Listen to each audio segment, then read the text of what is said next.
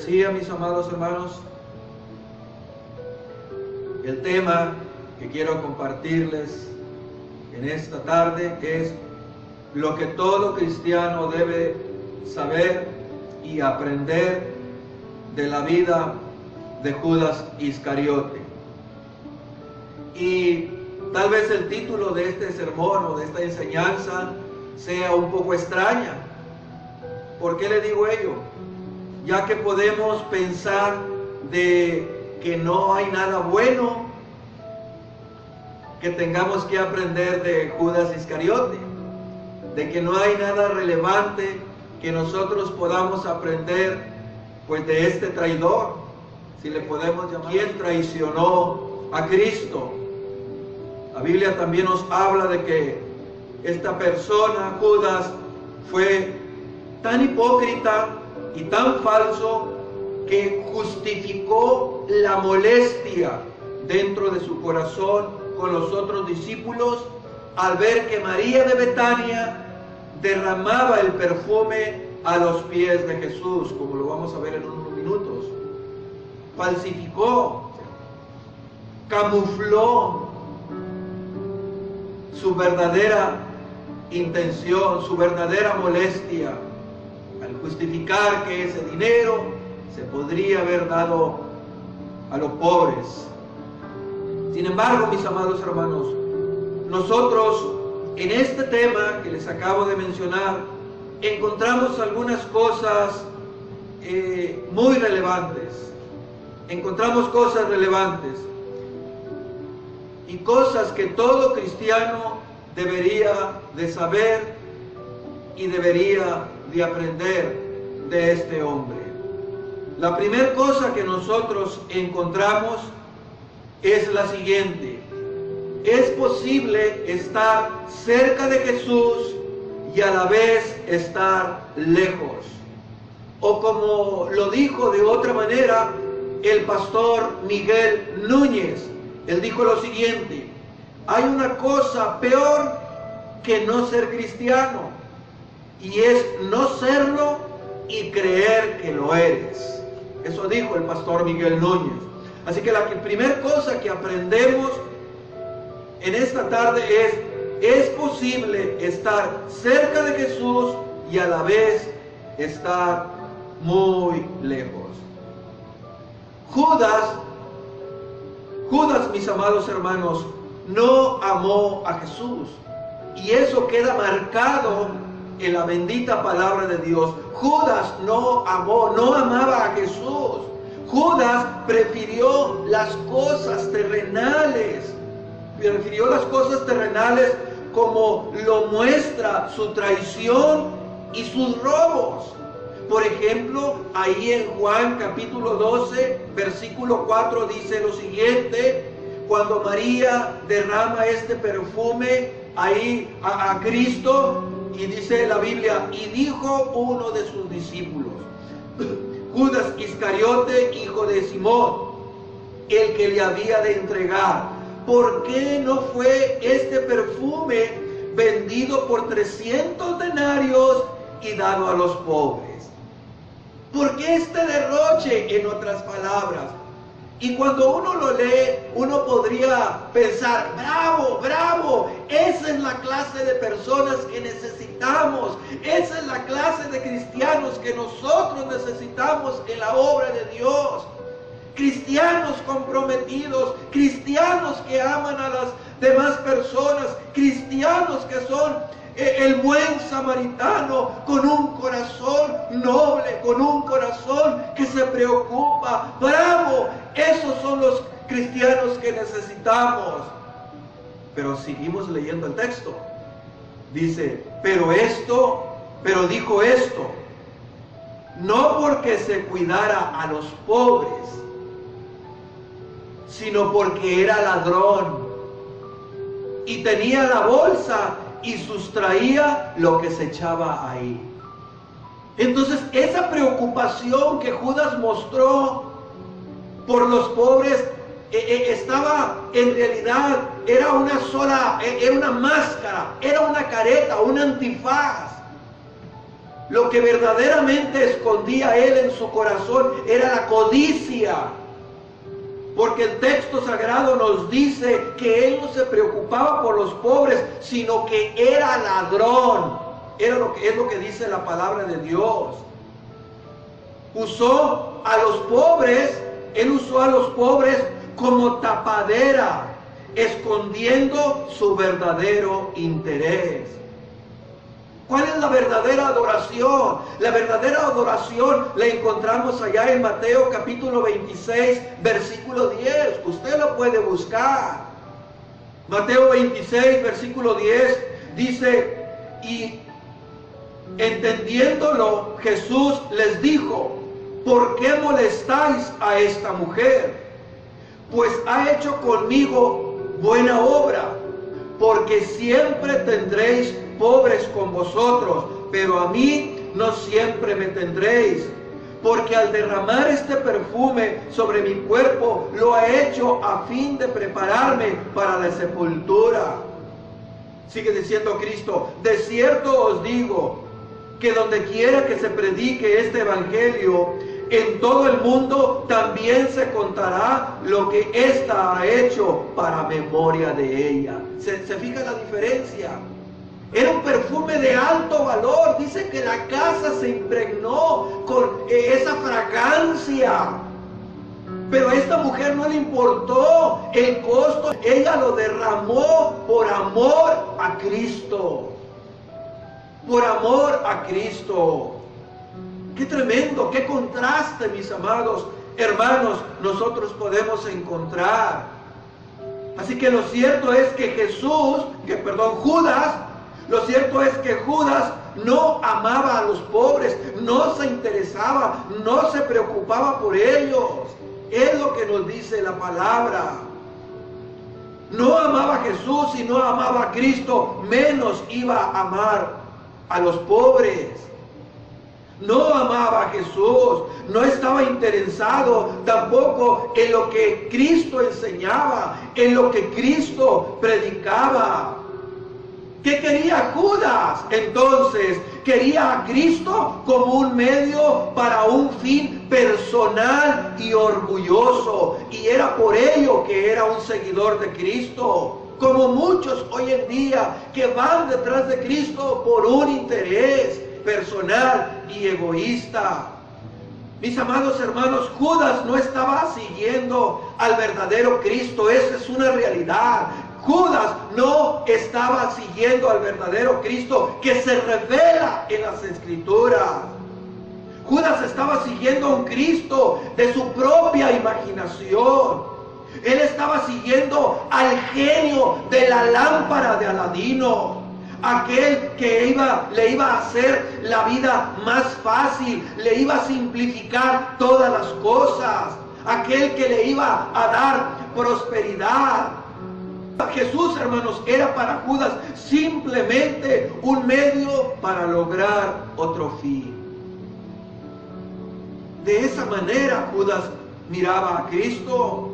¿Y qué pasó? Que cuando Judas se dio cuenta de que Jesús estaba hablando demasiado de su muerte, porque eso es lo que nosotros vemos en los evangelios, que hablaba de su propia muerte, de lo que iba a sufrir, de lo que le iba a pasar al Hijo del Hombre. Bueno, cuando Judas se dio cuenta de que Cristo estaba hablando demasiado de su muerte, bueno, seguramente razonó o pensó, a mí no me conviene seguir a un maestro fracasado. A mí no me conviene seguir a un líder que termina crucificado. A mí no me conviene. Por eso, cuando llegó el punto en que él se decepcionó, reconoció que Jesús no le servía para sus propósitos. ¿Y qué pasó? Lo traicionó. Lo traicionó, mostrando con ello que nunca fue un verdadero discípulo de Jesús. Nunca fue un verdadero discípulo de Jesús. Él dijo allá en Mateo 26:14, ¿qué me queréis dar si yo os entrego? ¿Qué me darán? ¿Qué me darán si yo se los entrego? ¿Qué recompensa voy a tener? Y dice el texto, y ellos le asignaron 30 piezas de plata. ¡Qué tremendo! ¿Sabía usted que este valor, 30 piezas de plata, era lo que costaba un esclavo? O sea, Judas vendió a Cristo por el valor de un esclavo. ¡Qué tremendo, hermano! Eso es tremendo. Y desde entonces, dice la Escritura, buscaba oportunidad para entregarle. ¡Qué tremendo! Sin duda, Judas fue de los hombres más privilegiados en la historia. Fue uno de los hombres más privilegiados en la historia, en el tiempo que Cristo anduvo predicando. ¿Por qué? Porque caminó 3 años en la cercanía de Cristo. ¿Usted se imagina eso? 3 años caminando con Cristo, platicando con Él, siendo testigos de milagros asombrosos, e incluso predicó junto con los otros discípulos. Él salió a predicar, pero nunca valoró y nunca amó a Cristo, porque su corazón estaba en otro lugar. Así como el profeta Isaías le dijo a los líderes religiosos de su tiempo: este pueblo de labios me honra, pero su corazón está lejos de mí. Mis amados, Jesús muchas veces predicó cosas de las cuales se aplicaban perfectamente a la vida de Judas. Cristo predicó muchas cosas que se aplicaban a la vida de Judas. Por ejemplo, allá en Mateo capítulo 6, lo busca, versículo 19, dice lo siguiente: no os hagáis tesoros en la tierra, donde la polilla y el orín corrompen, y donde ladrones minan y hurtan, sino haceos tesoros en el cielo, donde ni la polilla ni el orín corrompen, y donde ladrones no minan ni hurtan, porque donde está vuestro tesoro, dice Cristo, ahí estará también vuestro corazón. La lámpara del cuerpo, dice, es el ojo. Así que si tu ojo es bueno, todo tu cuerpo estará lleno de luz. Pero si tu ojo es maligno, todo tu cuerpo estará en tinieblas. Así que, si la luz que hay en ti es tinieblas, ¿cuántas no serán las mismas tinieblas?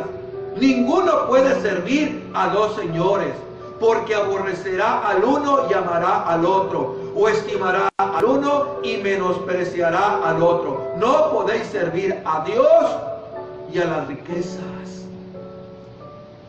Podrían decir: ¡ay, te hablan, Judas! Cristo predicó. Es más, en Mateo capítulo 7, versículo 21, nos muestra algo todavía más tremendo. Y nos dice que en el día del juicio muchos me dirán: Señor, Señor, ¿no profetizamos en tu nombre? ¿No echamos fuera demonios? ¿No hicimos milagros? En otras palabras, Señor, nosotros estábamos ahí estábamos nosotros éramos de los tuyos. Le dirán en aquel tiempo, en el día del juicio: yo era uno de los que servía en la iglesia. ¿No te acuerdas que yo hacía milagros? Yo profetizaba. Y dice Jesús: y entonces les declararé: nunca os conocí, apartaos de mí, hacedores de maldad.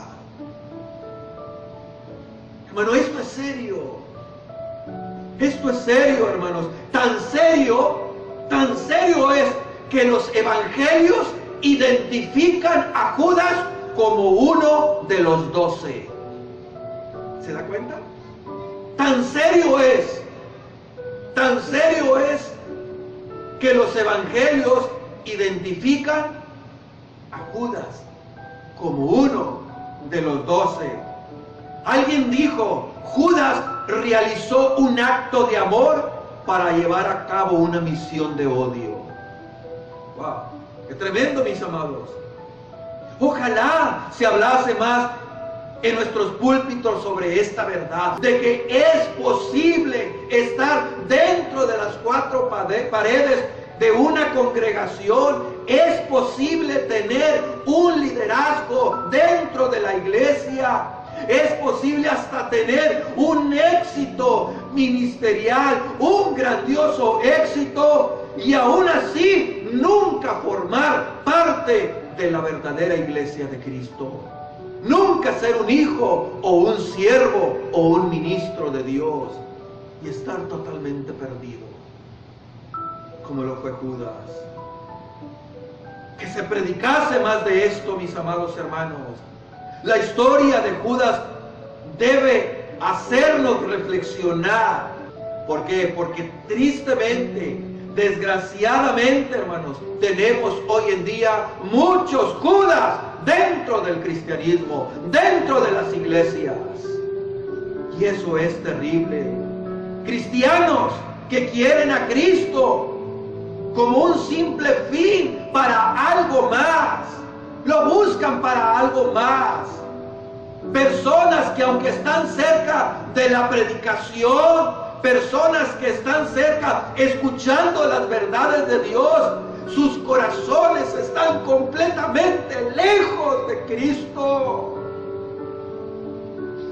lejos de Él, lejos del Evangelio, como aquellos soldados que echaron la suerte sobre la ropa de Jesús y Cristo estaba colgando frente a ellos. Su sangre estaba siendo derramada en la cruz. Y sin embargo ellos estaban echando suerte sobre sus ropas, tan cerca del Cordero que quita el pecado del mundo y a la vez tan lejos. Oh, mis amados hermanos, que podamos reflexionar, que nosotros podamos meditar en esta grandiosa e importante verdad, que es posible estar cerca de Jesús y a la vez estar lejos. La segunda cosa que nosotros vemos en esta enseñanza es la siguiente: solo Jesús puede darle sentido y propósito a nuestras vidas. Solo Jesús puede darle sentido y propósito a nuestras vidas.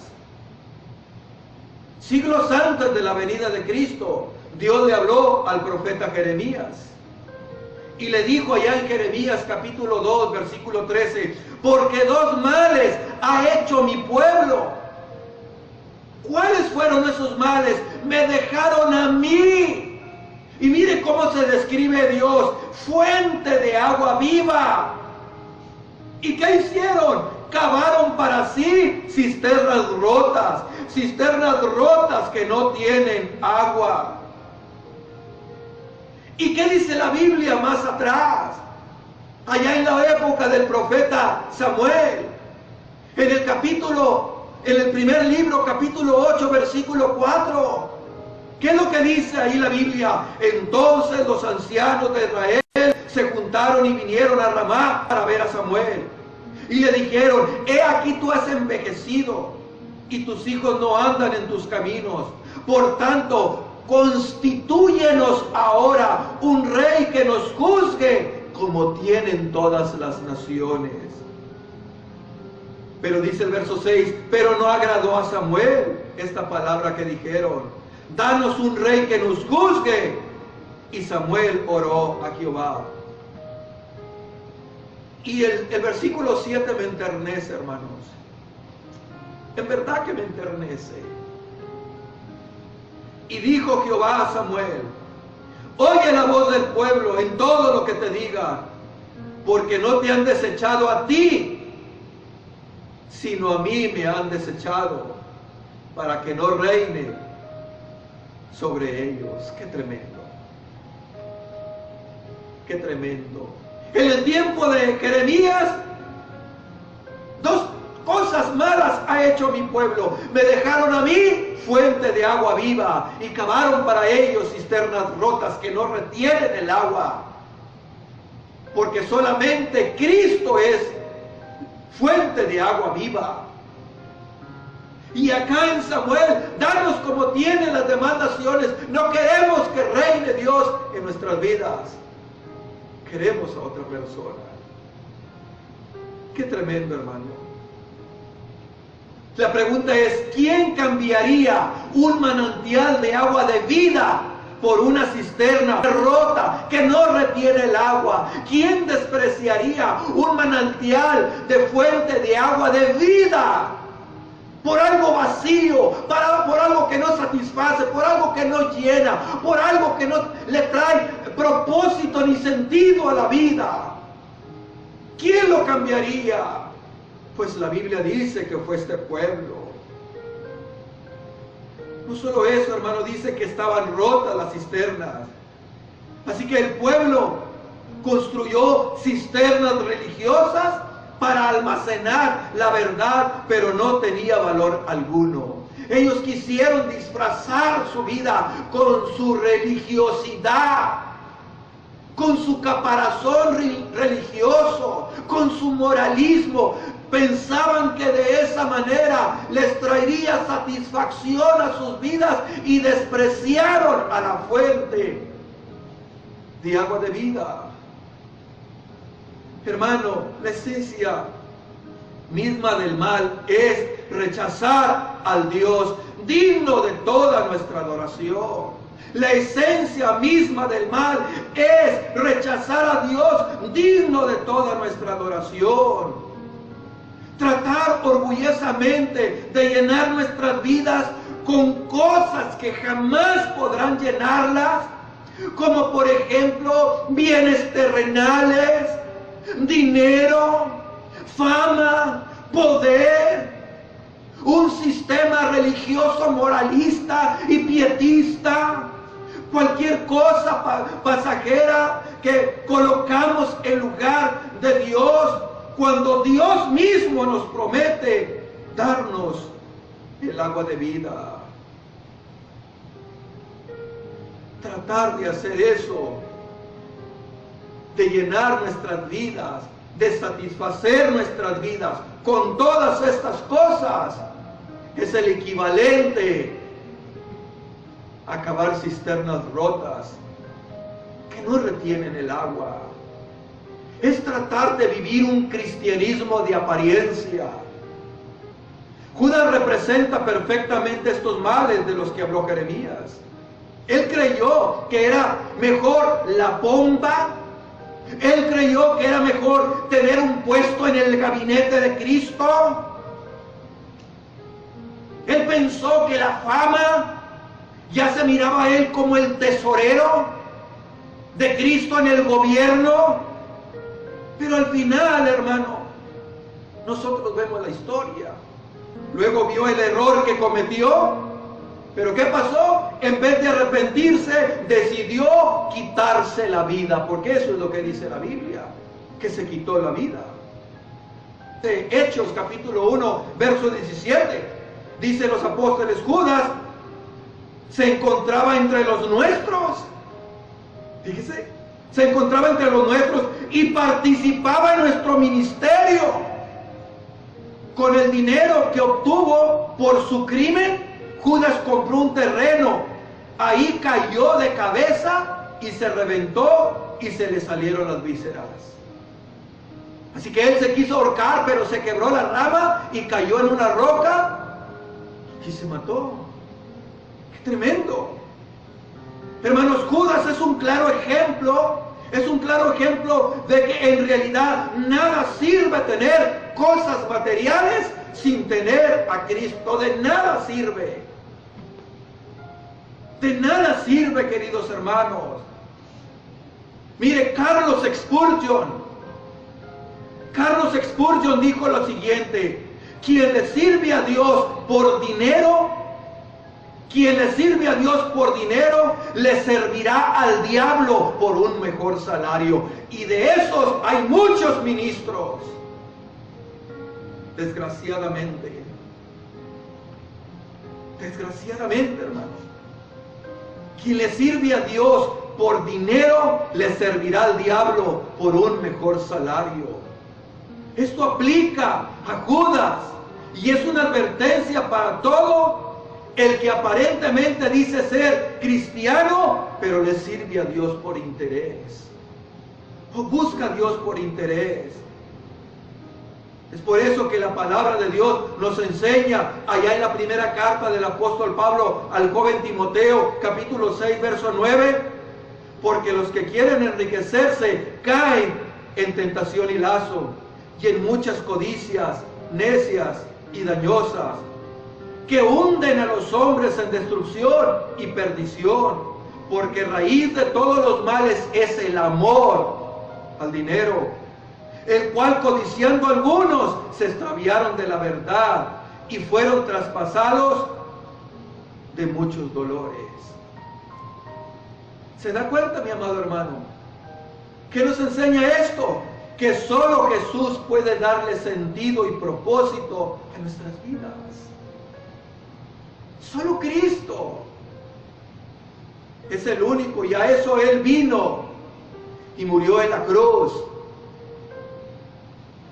para perdonar nuestros pecados, quitar esa cuenta, esa acta de los decretos que nos era contraria, quitar esa maldición que estaba en nosotros, porque dice la Biblia, escrito está, maldito todo aquel que es colgado en un madero. Vino a reconciliarnos con Dios, porque dice Pablo que nosotros éramos hijos de ira, hijos de ira. Pero Él cambió nuestro corazón, ¿no es cierto? Y puso un cántico nuevo. Ahora nuestra motivación es darle la gloria a Él. Ahora nuestra motivación es adorarlo a Él. Ahora nuestra motivación no es demandarle que nos bendiga, no, porque sabemos que Él ya nos ha bendecido. Ya nos ha bendecido. Y por último, mis amados hermanos, nada puede detener los planes de Dios. Absolutamente nada. Nada puede detener los planes de Dios. Dice el Salmo 33, 11, el consejo del Señor permanece para siempre, los designios de su corazón de generación en generación. Así que el consejo, el propósito de Dios, sus decretos permanecen para siempre, son inmutables. Así que estaba decretado de que Jesús vendría a dar su vida por nosotros y ser traicionado. Estaba decretado. Mire lo que dice primera carta del apóstol Pedro, capítulo 1, versículo 18, sabiendo que fuisteis rescatados de vuestra vana manera de vivir, la cual recibiste de vuestros padres, no con cosas corruptibles como oro o plata, sino con la sangre preciosa de Cristo, como de un cordero sin mancha, sin contaminación, y dice el apóstol, ya destinado desde antes de la fundación del mundo, pero manifestado en los postreros tiempos por amor a vosotros. Así que el decreto de Dios ya estaba, hermano, ya estaba firmado por Dios en la eternidad, ya estaba establecido por Dios de que Cristo vendría a morir por los suyos y derramar su sangre preciosa en el madero. Pero también estaba decretado que sería traicionado. Sería traicionado, y esto fue anunciado mucho antes de que eso ocurriese, mucho antes. Dice ahí, hablando Cristo en Juan capítulo 13, versículo 18, no hablo de todos vosotros, yo sé a quién he elegido, mas para que se cumpla la escritura, dice Cristo, el que come pan conmigo, levantó contra mí su calcañar. El que come pan conmigo. Qué tremendo, hermano, qué tremendo.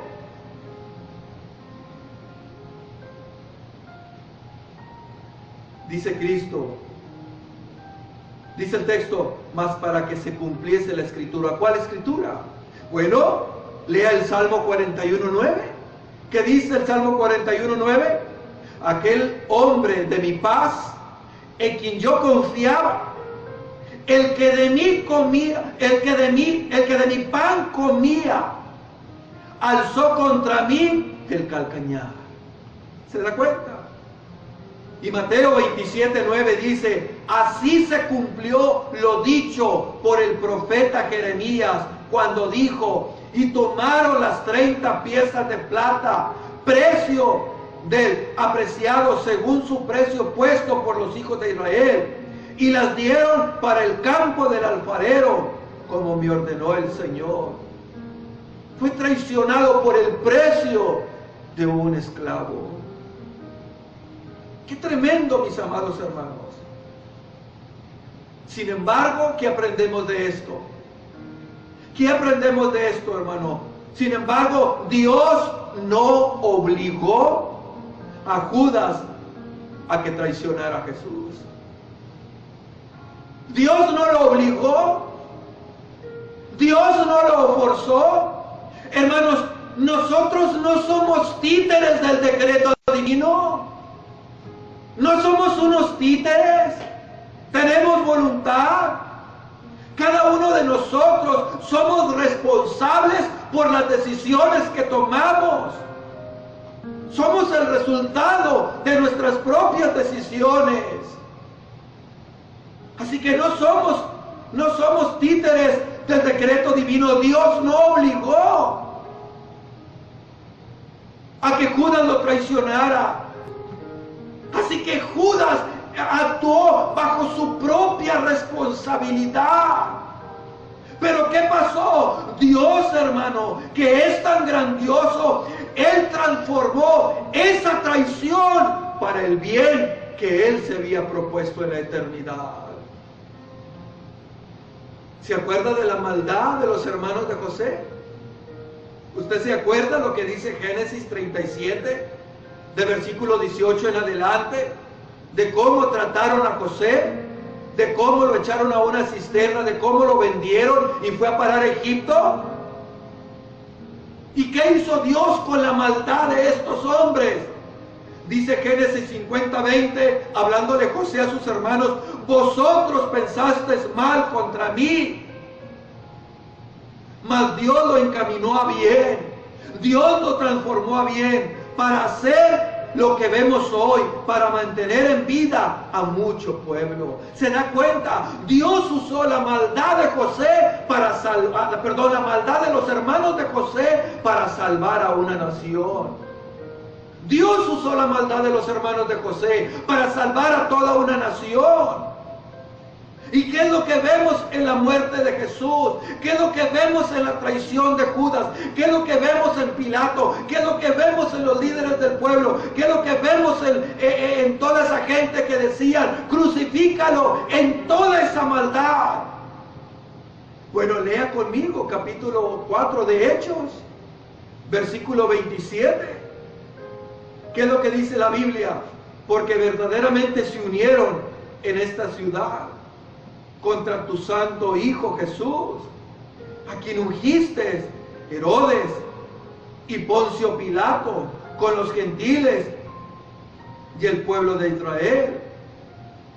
¿Y qué dice el texto? Para hacer cuanto tu mano y tu consejo habían antes determinado que sucediera. Pedro dijo que Cristo era el Cordero ya destinado antes de la fundación del mundo, quien vendría y moriría por los suyos en la cruz del Calvario. ¿Y qué pasó? Dios se valió de la codicia de Judas. Dios se valió de ese corazón perdido, de ese corazón dañado por causa del pecado. Dios se valió de la maldad que había en el corazón de Pilato, de la maldad de los líderes religiosos, de la maldad del pueblo. Ellos fueron responsables de sus actos y sufrieron las consecuencias. Pero Dios, esa maldad que ellos tenían, Dios la usó para su propósito, y era que Cristo debía morir en la cruz del Calvario. Este es nuestro Dios, que Él echa mano de los designios tergiversados del hombre y los convierte en medios para efectuar su plan. Así que Judas es un gran ejemplo de que los planes de Dios no pueden ser frustrados. De que los planes de Dios no quedarán inconclusos, sino que Dios, mis amados hermanos, cumplirá lo que Él ha decretado. Y una de las cosas que Él dijo es que Él regresaría por su iglesia, y es lo que estamos esperando. Él regresará, porque lo que Él dice, Él lo cumple. Así que Judas es un ejemplo de que los planes de Dios no pueden ser frustrados. Dice la Biblia en Hechos 2:23, a este, hablando de Cristo, entregado por el determinado consejo y anticipado conocimiento de Dios, prendisteis y matasteis por manos de inicuos, crucificándole. Dios ya sabía. Pero sin embargo Dios Dios dejó que la maldad de estos hombres siguiera, continuara. Dios hizo que la maldad de Judas, ese corazón dañado por el pecado, siguiera. Y sin darse cuenta, ellos estaban cumpliendo el plan de Dios. Sí, hermano, yo sé que es un misterio. Dios es soberano sobre todas las cosas, y al mismo tiempo el hombre es 100% responsable de sus acciones. Es un misterio. Es algo que nuestra mente finita tal vez no puede comprender, pero algo que usted y yo debemos de aceptar, ya que esta verdad es de gran consuelo para nosotros. Es de gran consuelo, hermano. ¿Por qué? Si Dios pudo tener todo bajo control en el momento más importante de la historia, todo el control, sin duda alguna, puede cumplir sus promesas de hacer que todas las cosas que nos pasen sean para bien.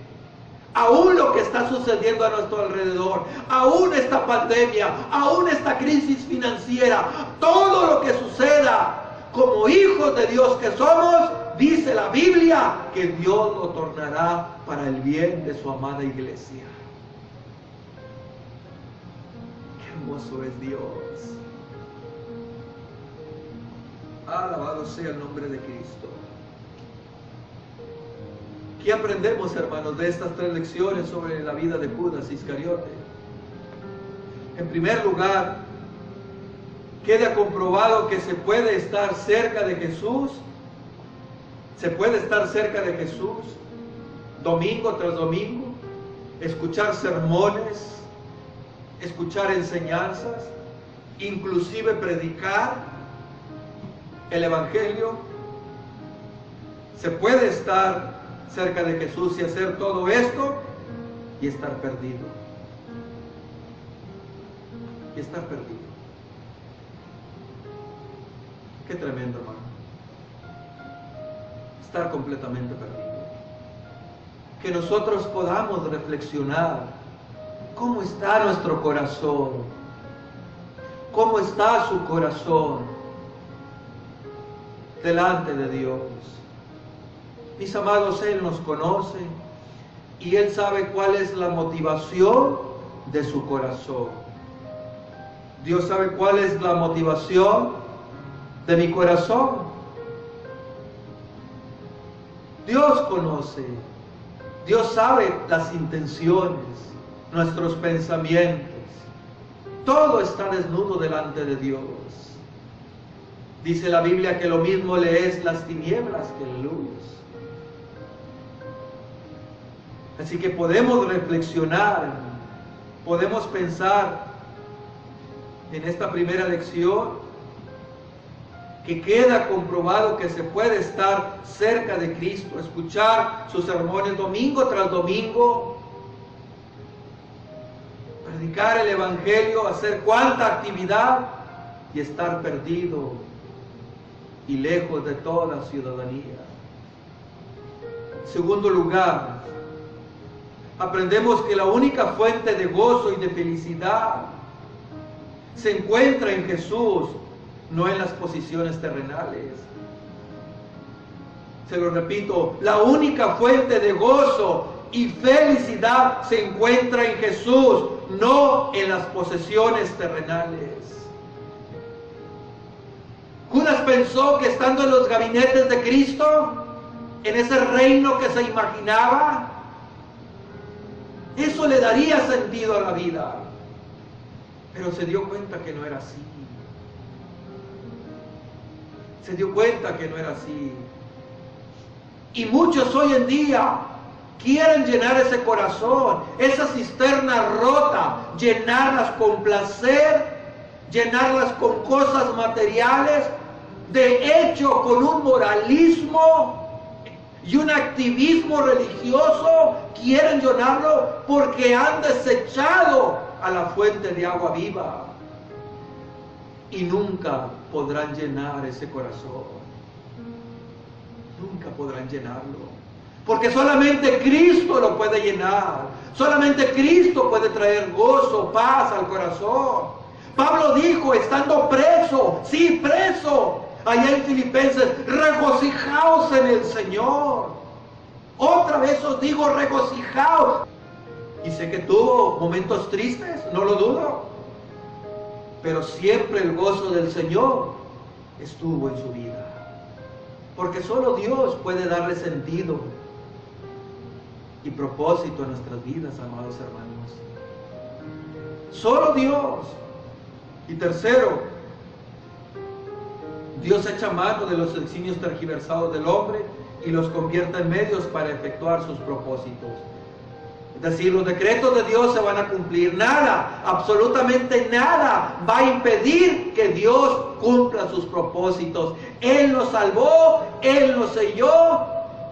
Hoy mucha gente tiene miedo de si ese chip que viene, que si es la marca de la bestia o si no es, y se preocupan por tanto por ello y se han afanado, angustiado y llenos de ansiedad que se han olvidado de otro sello más importante. ¿A cuál? De que nosotros estamos sellados, somos propiedad de Dios, hemos sido sellados con el Espíritu Santo. Dios nos ha dado las arras como garantía de que somos propiedad de Dios y nada nos puede tocar sin su permiso. Somos propiedad de Él. Y dice Juan, y aún no se ha manifestado lo que vamos a hacer, pero cuando Él regrese, y va a regresar, seremos semejantes a Él.